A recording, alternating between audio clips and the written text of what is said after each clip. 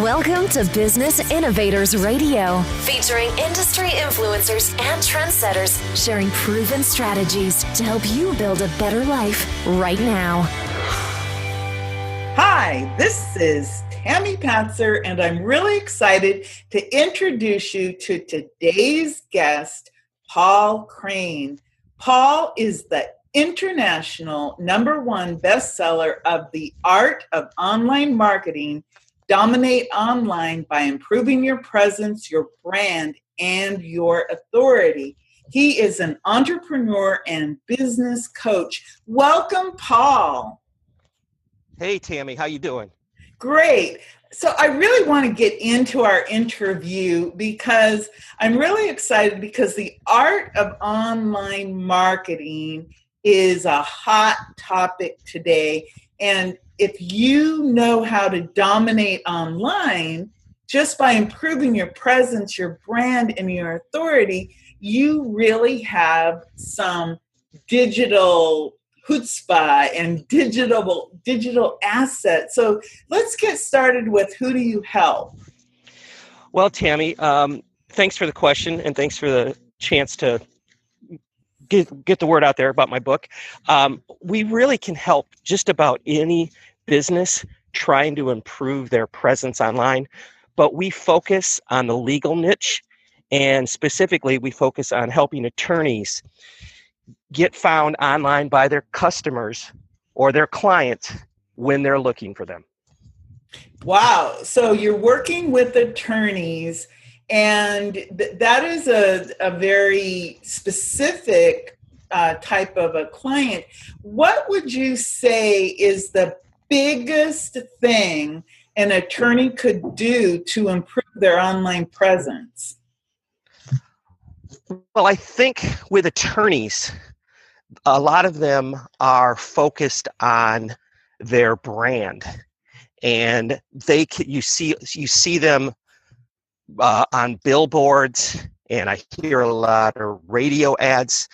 But I think people can actually get a better idea of how each attorney can help them if they focus more on doing more things online, such as you have to excuse me. I'm sorry. Oh, that's okay. Google AdWords, video.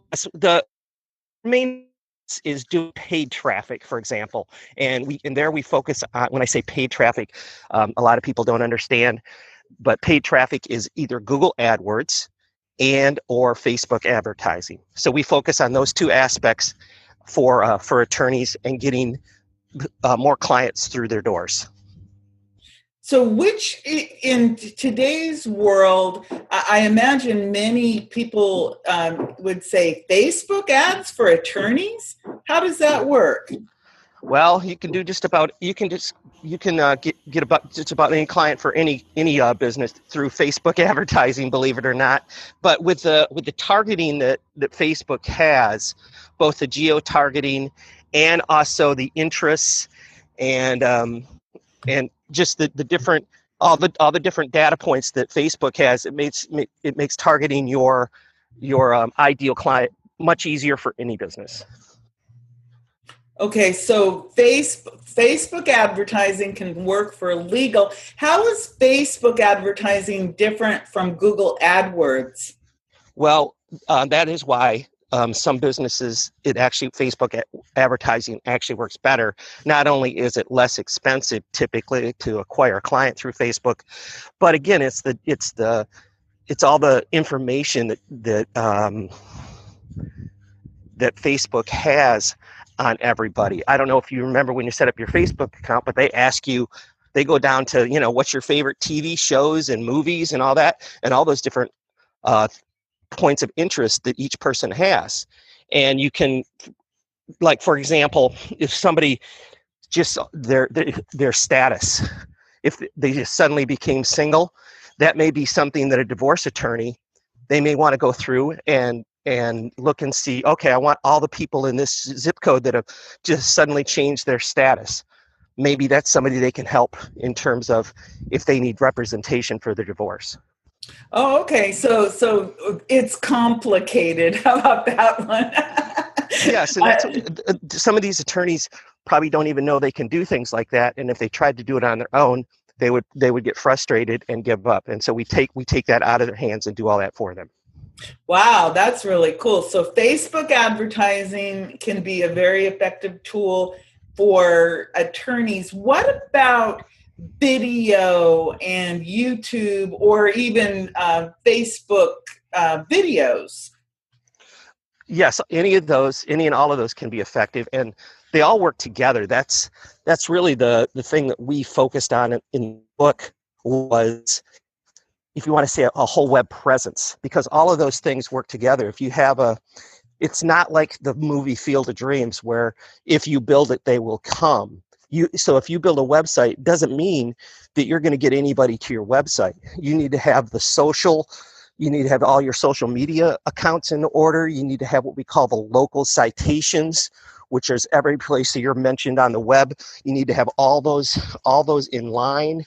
And believe it or not, those local citation sites, you need to go in there every 30 to 60 days and let them know you're still in business, or they'll remove you. So we do all that stuff.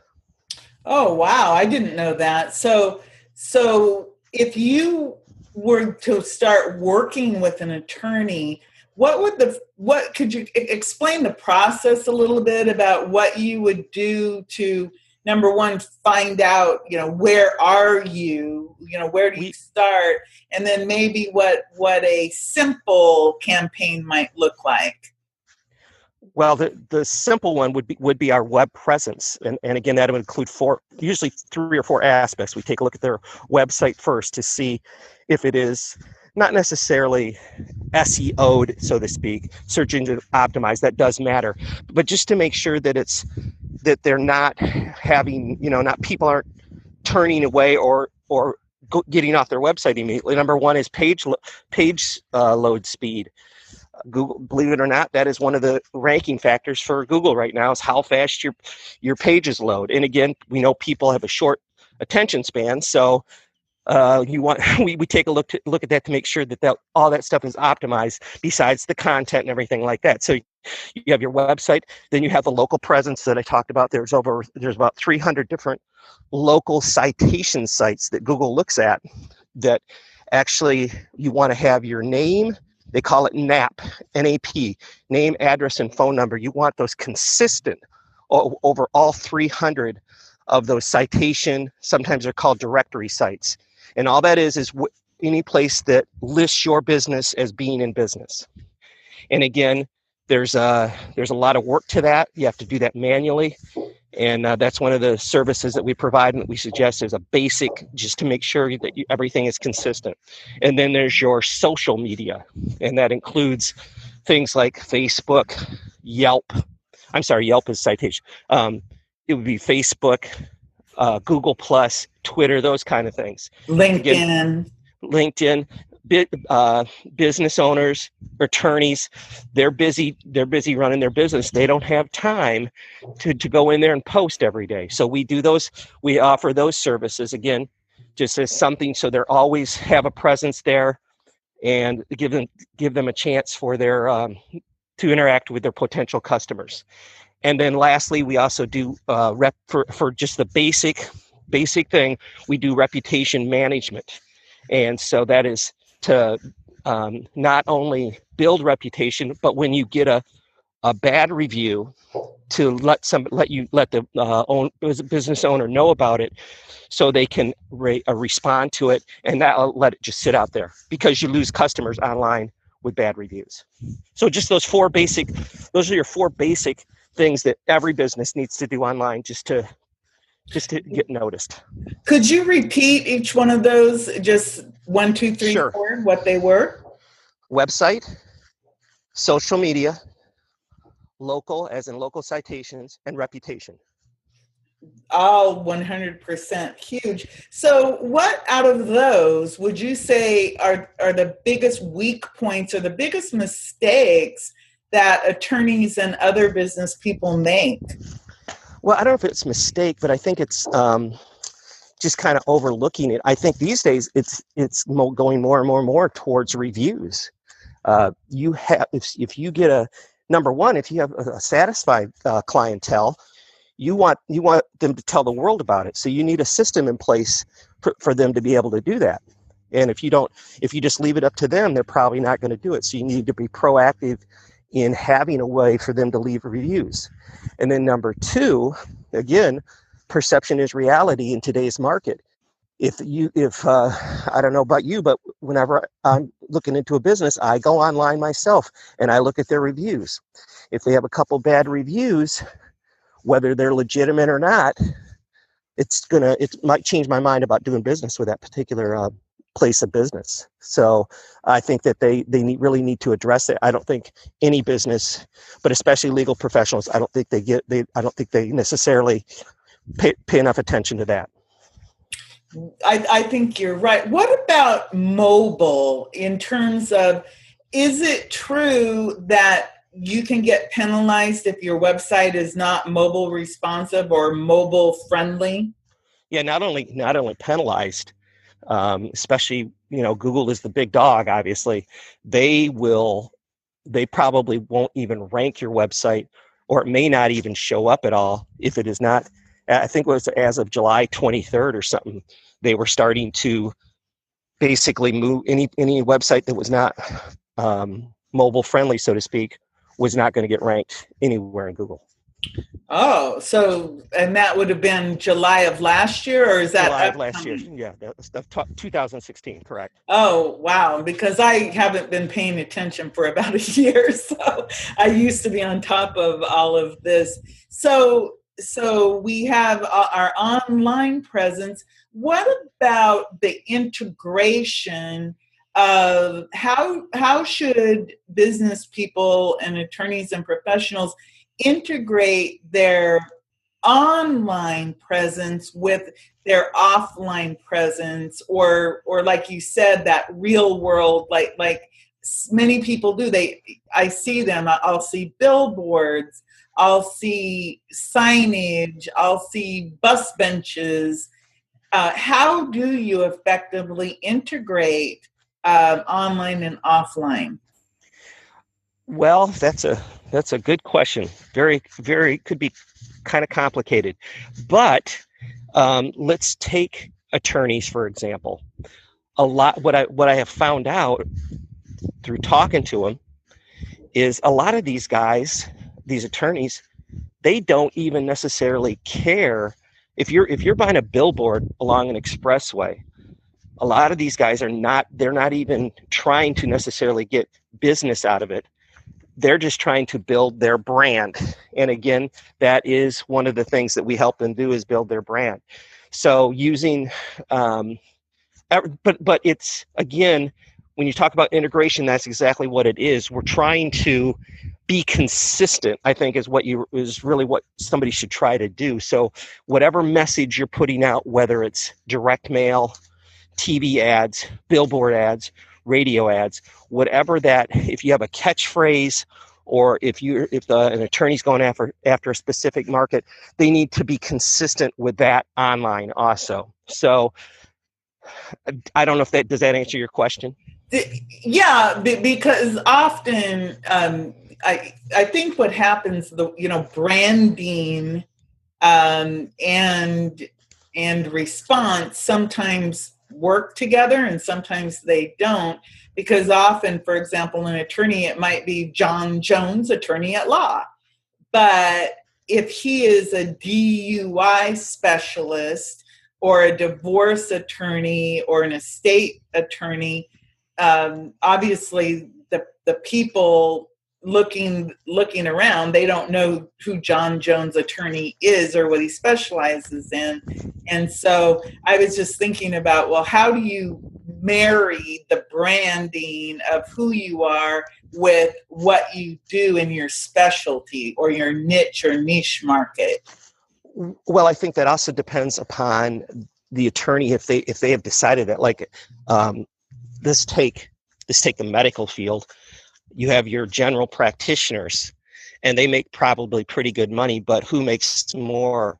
The specialist, the surgeon who does brain surgery, for example, or heart transplants. They're going to make more than the doctor that referred that person to the specialist, who is now, basically taking care of that patient. Same thing with attorneys. The more specific they can get with, so instead of a general family practice, if you focus on DUI, and that becomes your brand, you're probably going to be more successful in terms of getting the customers when they need you. They're going to remember that you're a DUI attorney and not just a general attorney. Yes. So I have a question about your book. The book is The Art of Online Marketing, and obviously I was looking through it, and you actually were talking about 34 different methods of how to leverage a business to get more clients, and then of course you focus on the ones that some of the ones we've been talking about. Would you say, for example, for attorneys, you talked a little bit about Facebook and Facebook advertising. What about LinkedIn? And what would you say are the differences with LinkedIn versus Facebook, and how you might use it to market your law practice? Well, LinkedIn is a completely different platform than Facebook. Even though they're both social media, they're two different things. LinkedIn in general is more geared towards people finding a job, so to speak, but there's plenty of other professionals on there. And so again, if you're using Facebook, you're mostly doing it through advertising. On LinkedIn, although they do have an advertising platform, it's more geared towards professionals and interaction with professionals, I guess you want to say. So you can geo-target people on LinkedIn in terms of friend requesting them, and then being able to communicate with them. It's a more, I guess, if you want to say, kind of sophisticated or a little more upscale in terms of the clientele. But you'd also, I think, requires more of a relationship building than Facebook. Facebook, like I said, you can run ads, and when people see your ad and it's like, hey, I might need their services, they click on your ad and you go ahead and start a relationship with them. Whereas with LinkedIn, since it's more professional and geared towards a kind of a different clientele, it probably requires more, I guess, maybe a softer approach, or like I said, just more relationships. So it may take you several more contacts on LinkedIn before you want to proceed and say, hey, I think we should meet and I think we can help each other, kind of thing. So because with Facebook ads, when somebody has a need, they're going to click on that. When you have your contacts on LinkedIn, they don't necessarily have a need for your services right then. Right. Does that make sense? Or yes. So for example, LinkedIn may be a better place to do if you're trying to build referral relationships first, or business to business type relationships. Correct. Facebook is more like, okay, I can target the person who's just broken up with their wife or their husband or significant other, and they may be in the need of my divorce services or mediation services or financial services just because of the things going on in their life. And Facebook has made it very easy to go in and choose, the demographics: male, female, age, gender, interest, how much money people earn. I mean, it's probably the most diverse demographic place that I can imagine, because they really do dive deep.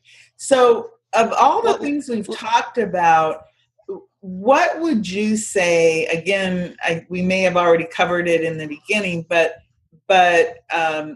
if you were a newbie to the world of online marketing, or just getting started, how important is a website compared to all of these other things that we've talked about? Well, I guess it's pretty important. That is your, if you want to say it's your home, it's your residence, it's your online real estate. And that's where, so it's, like I said, it's kind of like your home. So some people consider it like an online brochure, and that's what most companies use it for. It can be more than that. You can actually turn it into your own lead generation site if you set it up correctly. So, but yeah, it is very important. For most people, having when you tell them you're in business and they may be interested in it. Again, it doesn't matter what kind of business, but the first thing they're going to do, I don't know about you, but the first thing I do is when I'm looking up a company, and it's like, well, let me go to their website, and so that gives partial, if not full, legitimacy that they are a legitimate company in my eyes and in most people's eyes. So I think just to be taken seriously these days, you need a website. So you said something very interesting. You said that most websites are considered to be brochures, which I've looked at a lot of attorney websites, and I would say that you're really accurate about that.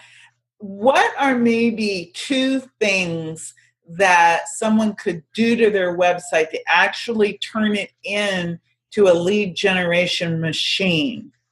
Well, the one major thing is you need what we call a call to action on your site.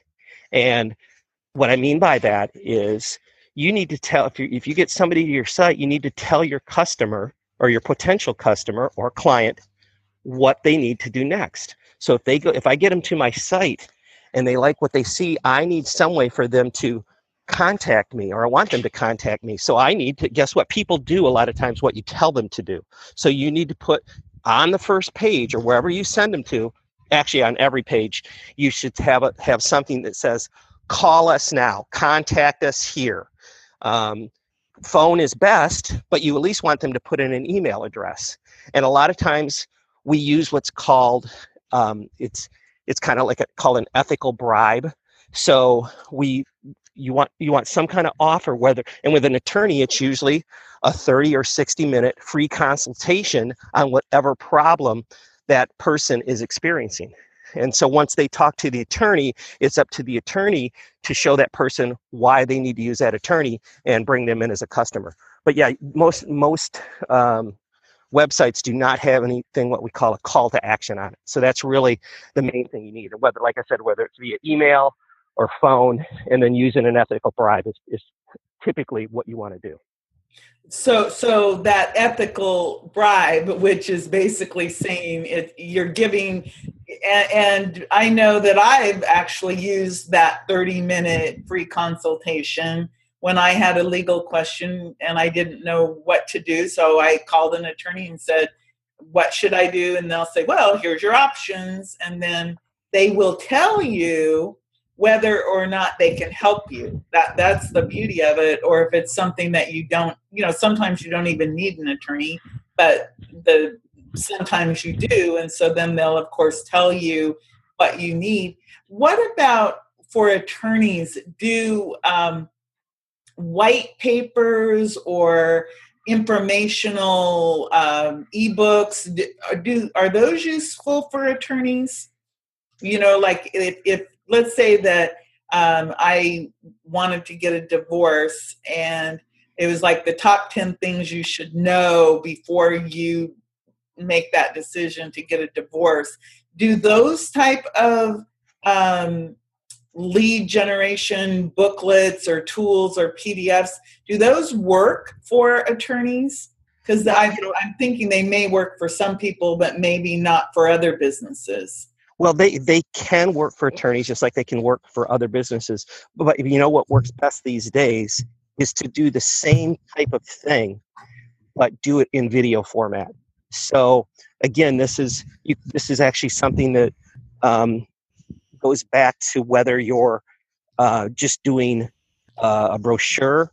You want to educate the customer. So if you can do, and we know that these days people's attention span is short. So video appeals to a lot more customers. So you could take that same concept, those top 10 reasons to see an attorney before your divorce, and put that in video format. Have the attorney on screen and have them just go through those. You could do a series. You could actually do a series of 10 videos, and then the attorney actually has 10 different contacts with the same person instead of one. So that probably even makes more sense. And then they're still getting the same information, but they're getting it in shorter, 1 or 2 minute videos rather than a 10 or 15 minute video that somebody may not watch all the way through. And then by the time that they're done with that, you've had several interactions with them. And that's probably the best way to do it these days. But yeah, it's the same information. We're just putting it out there in a different format. I really think that that's really a good point, because obviously video, if you're live on camera, you're talking directly to the person and you're answering these different questions. They get to see you, they get to see your body language and your eyes, and that creates that know, like, trust factor that everyone talks about. And then video, the beauty of that too is that you can transcribe it, and that could become a blog post, or you could use just the audio and send that out. So you can use that video as the foundation of your whole marketing campaign. So I really think that that's a really good idea. And just like you said earlier, you can share it on Facebook, LinkedIn, Twitter, all of the different social media platforms. So that's really cool. So tell me a little bit more about what can people find in your international best-selling book, The Art of Online Marketing? Well, they can find, again, pretty much all the things that we've talked about so far. There's also some additional things, such as using, and again, I wrote the book for a general audience, not attorneys specifically. So it covered things like video marketing, covered some text marketing in terms of SMS, and it covers some. It also covers the for using an app development for certain businesses. And then we actually talk a little bit about direct marketing in terms of direct mail and that kind of thing also. So just how that interacts with the online stuff. So did that answer your question? Yeah. Well, I'm thinking about how over the years, back in the day, many attorneys or business people, service industries, they relied on the yellow pages, the newspaper, television, and radio. And obviously we know that yellow pages are getting thinner, newspapers are thinner, radio is strong, yet you do have to have a call to action. And I think you made a really good point about that, about having a call to action and telling people what they need to do. And on that point, tell me more how we can find out how to work with you, Paul. Okay, well, there's a couple different ways. You can obviously go to Amazon and pick up the book, and it has this information in it, but you can go to cranemediaandmarketing.com. So that's Crane like the bird, CRANE, cranemediaandmarketing.com. And you can also contact me via email at support@cranemediaandmarketing.com. And you can actually call me directly on my phone at 407-860-7161. Oh, great. Can you repeat that phone number one more time, please? Yes, it's area code 407-860-7161. Great. Before I let you go, is there anything else that I may have forgotten to ask you about? I know we've covered a huge, broad spectrum. I don't think so, but that's really what I want people to understand, that you can't just put up a website like we talked about and expect your business to be successful or people are going to go there. You need to add all the different aspects like we talked about very early on in this interview. You need to add the local citations and directories. You need to have the social, and then you need somebody monitoring your reputation to make sure you protect those assets that you have online. I think that is 100% accurate. Well, Paul, thank you so much. I really appreciate all the time you took to help us, because it really is vital that you have a good online presence integrated with everything else that you're doing to promote business. So I really appreciate all the time you took with us today. Thank you, Tammy. Go make it a beautiful day. This is Tammy Patzer. Thanks for listening to Business Innovators Radio. To hear all episodes featuring leading industry influencers and trendsetters, visit us online at businessinnovatorsradio.com today.